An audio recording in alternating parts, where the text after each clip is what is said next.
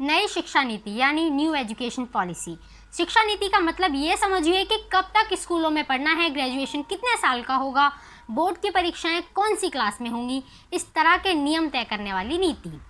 और इन नियमों की एक नई नीति मोदी सरकार लेकर आई है जिसे न्यू एजुकेशन पॉलिसी 2020 नाम दिया गया है। हेलो स्पेक्टेटर्स, मैं हूं एकता आज आपके साथ। आज मैं आपको सुनाऊंगी नई शिक्षा नीति 2020 की कहानी अपनी जुबानी। वीडियो को बीच में स्किप बिल्कुल भी मत कीजिएगा क्योंकि वीडियो काफी इंफॉर्मेटिव होने वाला है। शिक्षा की नीति में बदलाव की जरूरत आखिर क्यों आई, नई शिक्षा नीति में क्या बदलाव हुए, इसके बारे में विस्तार से आपको बताएंगे।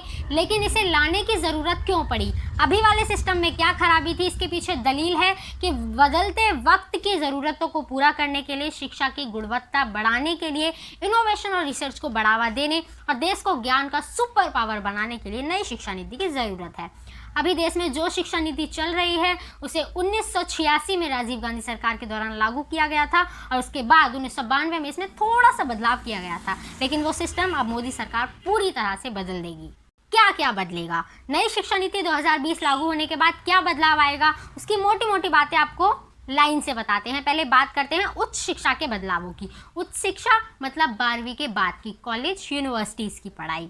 मल्टीपल एंट्री एंड एग्जिट होगा। इसका मतलब ये है कि मान लीजिए किसी ने बीटेक में एडमिशन लिया और 2 सेमेस्टर बाद उसका पढ़ने का मन ही नहीं किया तो उसका साल खराब नहीं होगा। 1 साल के आधार पर सर्टिफिकेट मिलेगा और 2 साल पढ़ने पर डिप्लोमा मिलेगा। और अगर आप कोर्स पूरा कर लेते हैं 3 या 4 साल की पढ़ाई तो आपको डिग्री मिल जाएगी। इस तरह की व्यवस्था होगी और कहीं और भी एडमिशन लेने के लिए ये रिकॉर्ड कंसिडर किया जाएगा। इसे सरकार की पॉलिसी में क्रेडिट ट्रांसफ़र कहा गया है।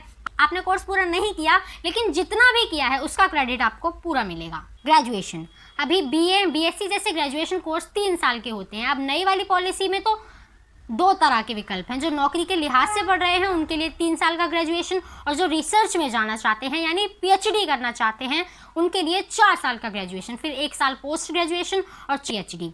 एमफिल की ज़रूरत अब नहीं रहेगी, यानी एमफिल को बिल्कुल ख़त्म कर दिया गया है। मल्टी डिसिप्लिनरी एजुकेशन होगी, यानी कि कोई स्ट्रीम नहीं होगी, कोई भी मनचाहे सब्जेक्ट चुन सकता है। यानी अगर कोई फिजिक्स में ग्रेजुएशन करना चाहता है और उसकी रुचि म्यूज़िक में भी है तो म्यूज़िक के साथ वह फिजिक्स पढ़ सकता है। आर्ट्स और साइंस वाला मामला अलग अलग नहीं रखा जाएगा, हालांकि इसमें मेजर और माइनर सब्जेक्ट्स की व्यवस्था भी होगी। कॉलेज को ग्रैंडेड ऑटोनॉमी होगी। अभी एक यूनिवर्सिटी से एफिलेटेड कई कॉलेज होते हैं जिनकी परीक्षाएं यूनिवर्सिटी कराती हैं, अब कॉलेज को भी स्वायत्तता दी जाएगी। हायर एजुकेशन के लिए सिंगल रेगुलेटर बनाया जाएगा। जैसे अभी यूजीसी, एआईसीटीई जैसी कई संस्थाएं हायर एजुकेशन के लिए काम कर रही हैं, अब सबको मिलाकर एक ही रेगुलेटर बना दिया जाएगा। मेडिकल और लॉ की पढ़ाई के अलावा सभी प्रकार की हायर एजुकेशन के लिए सिंगल रेगुलेटर बॉडी भारतीय उच्च शिक्षा आयोग HECI का गठन किया जाएगा। नई शिक्षा नीति का लक्ष्य व्यावसायिक शिक्षा सहित उच्चतर शिक्षा में GER सकल नामांकन अनुपात जो 26.3% 2018 से बढ़ाकर 2035 तक 50% करना है। GER हायर एजुकेशन में नामांकन मापने का एक माध्यम है। हायर एजुकेशन इंस्टीट्यूट में 3.5 करोड़ नई सीटें जोड़ी जाएंगी। देश भर की हर यूनिवर्सिटी के लिए शिक्षा के मानक एक समान होंगे, यानी सेंट्रल यूनिवर्सिटी हो या स्टेट यूनिवर्सिटी या डीम्स यूनिवर्सिटी, सबका स्टैंडर्ड एक जैसा होगा। ऐसा नहीं कि यूपी के किसी यूनिवर्सिटी में अलग तरह की पढ़ाई हो रही है, वहीं ड्यूक के किसी कॉलेज में कुछ अलग ही पढ़ाया जा रहा है। और कोई प्राइवेट कॉलेज कितनी भी फीस ले सकता है, इसके लिए भी कैंप तय होगा। रिसर्च प्रोजेक्ट्स की फंडिंग के लिए अमेरिका की तर्ज पर नेशनल रिसर्च फाउंडेशन बनाया जाएगा जो साइंस के अलावा आर्ट्स के विषयों में भी रिसर्च प्रोजेक्ट को फंड करेगा। IIT IIM के समकक्ष बहुविषयक शिक्षा एवं अनुसंधान विश्वविद्यालय यानी MERU स्थापित किए जाएंगे। शिक्षा में टेक्नोलॉजी के सही इस्तेमाल, शैक्षणिक योजना, प्रशासन और प्रबंधन को कारगर बनाने तथा वंचित समूहों तक शिक्षा पहुंचाने के लिए एक स्वायत्त निकाय राष्ट्रीय शैक्षणिक प्रौद्योगिकी मंच NETF बनाया जाएगा। विश्व की टॉप यूनिवर्सिटीज को देश में अपने कैंपस खोलने की भी अनुमति दी जाएगी। स्कूलों में क्या बदलेगा, ये तो हुई उच्च शिक्षा की बात। अब बात करते हैं स्कूली शिक्षा में बदलावों की, यानी नर्सरी से लेकर 12th तक की। भी हमारा स्कूली सिस्टम 10+2 है, यानी 10वीं तक सारे सब्जेक्ट और 11वीं में स्ट्रीम तय करनी होती है। नए सिस्टम में 5+3+3+4 बताया गया है। इसमें स्कूल के आखिरी 4 साल यानी 9वीं से 12वीं तक एक समान माना जाएगा, जिसमें सब्जेक्ट गहराई से पढ़ाए जाएंगे, लेकिन स्ट्रीम चुनने की ज़रूरत नहीं होगी। मल्टी स्ट्रीम पढ़ाई होगी। फिजिक्स वाला चाहे तो हिस्ट्री भी पढ़ सकता है या कोई एक्स्ट्रा करिकुलम एक्टिविटी जैसे म्यूज़िक या कोई गेम, तो उसे भी एक सब्जेक्ट की तरह ही शामिल किया जाएगा। ऐसी रुचि वाले विषयों को एक्स्ट्रा नहीं माना जाएगा। सभी बच्चे 3, 5 और 8 की स्कूली परीक्षा देंगे। ग्रेड 10 और 12th के लिए बोर्ड परीक्षाएं जारी रखी जाएंगी, लेकिन इन्हें नया स्वरूप दिया जाएगा। एक नया राष्ट्रीय आकलन केंद्र परख स्थापित किया जाएगा। 3 से 6 साल के बच्चों को अलग पाठ्यक्रम तय होगा, जिसमें उन्हें खेल के तरीकों के बारे में सिखाया जाएगा। इसके लिए टीचर्स की भी अलग से ट्रेनिंग होगी। कक्षा 1 से 3 तक के बच्चों को यानी 6 से 9 साल के बच्चों को लिखना पढ़ना आ जाए, इस बात पर खास जोर दिया जाएगा। इसके लिए नेशनल मिशन भी शुरू किया जाएगा। कक्षा 6 से ही बच्चों को वोकेशनल कोर्स पढ़ाए जाएंगे, यानी जिसमें बच्चे कोई स्किल सीख पाएँ। बाकायदा बच्चों की इंटर्नशिप भी होगी, जिसमें वो किसी कारपेंटर, टेलर के यहाँ या लॉन्ड्री में जा सकते हैं। इसके अलावा 6ठी क्लास से ही बच्चों की प्रोजेक्ट बेस्ड लर्निंग होगी, कोडिंग भी सिखाई जाएगी। स्कूलों के सिलेबस में भी बदलाव किया जाएगा। एक सिरे से पाठ्यक्रम तैयार किए जाएंगे और वो पूरे देश में एक जैसे होंगे।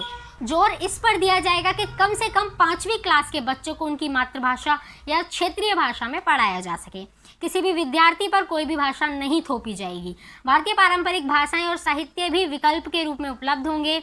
स्कूल में आने की उम्र से पहले भी बच्चों को क्या सिखाया जाए, ये पेरेंट्स को बताया जाएगा।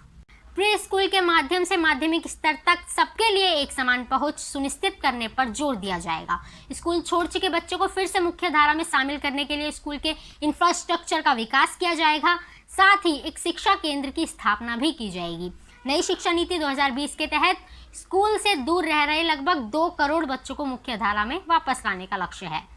बोर्ड की परीक्षाओं की अहमियत घटाने की बात है। साल में 2 बार बोर्ड की परीक्षाएं कराई जा सकती हैं। बोर्ड की परीक्षाओं में ऑब्जेक्टिव टाइप क्वेश्चन पेपर भी हो सकते हैं।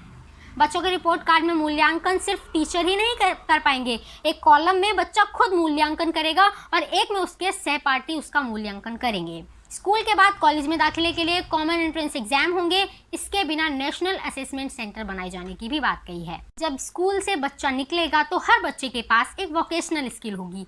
एनसीईआरटी की सलाह से एनसीटीई टीचर्स ट्रेनिंग के लिए एक नया सिलेबस एनसीएफटीई 2021 तैयार करेगा। 2030 तक शिक्षण कार्य करने के लिए कम से कम योग्यता 40 वर्षीय इंटीग्रेटेड बीएड डिग्री हो जाएगी। शिक्षकों को प्रभावी और पारदर्शी प्रक्रिया के जरिए भर्ती किया जाएगा। प्रमोशनल योग्यता आधारित होगी। राष्ट्रीय अध्यापक शिक्षा परिषद द्वारा शिक्षकों के लिए राष्ट्रीय प्रोफेशनल मानक 2022 तक विकसित किया जाएगा।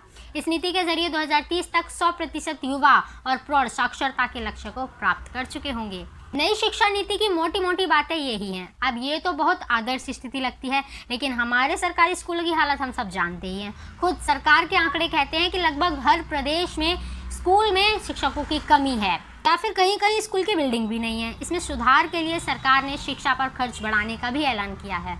अब जीडीपी का 6% शिक्षा पर खर्च होगा, जो अभी तक 4.3% के आसपास था। अभी सिर्फ नई शिक्षा नीति का ड्राफ्ट को ही मंजूरी मिली है, अभी लागू होना बाकी है। ये थे न्यू एजुकेशन सिस्टम 2020 में आए बदलाव। अगर आपको वीडियो पसंद आई है तो लाइक करें, कमेंट करें, शेयर करें, सब्सक्राइब करना बिल्कुल ना भूलें, बेल आइकन को ज़रूर क्लिक कर दें। Thank you, have a good day.